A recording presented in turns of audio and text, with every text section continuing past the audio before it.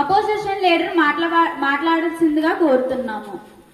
విశాఖపట్నంలో Google data సెంటర్లో అనేక మంది ఉద్యోగ అవకాశాలు వస్తాయని చెబుతున్నారు.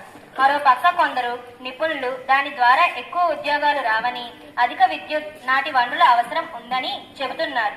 దానిపై ఐటీ పరిశ్రమల మంత్రి గారు తగిన వివరణ ఇవ్వాల్సిందిగా కోరుతున్నారు. ఇండస్ట్రియల్ మాట్లాడవలసిందిగా కోరుతున్నాము.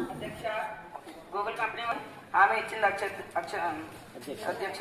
ఇటువంటి గ్లోబల్ జాయింట్ కంపెనీలు పెట్టబడితే ఈ ప్రాంతానికి చాలా కంపెనీలు మన రాష్ట్రంపై ఆసక్తి కనబరుస్తాయి అధ్యక్ష. గూగుల్ కంపెనీ వారు డేటా సెంటర్తో పాటు ఏఐ ఏర్పాటు చేస్తామని చెప్పారు. దీని ద్వారా సుమారు 8,000 ఉద్యోగాలు వచ్చే అవసరం ఉంది. అపోజిషన్ లీడర్ మాట్లాడాల్సిందిగా కోరుతున్నాము.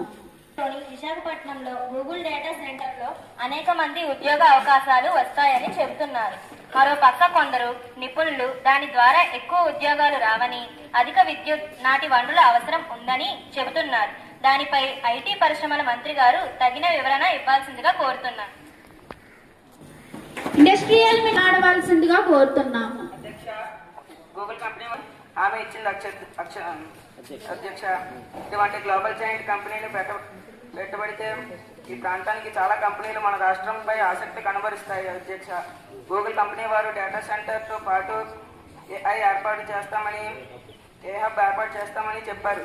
దీని ద్వారా సుమారు 8,000 ఉద్యోగాలు వచ్చే అవసరం ఉంది.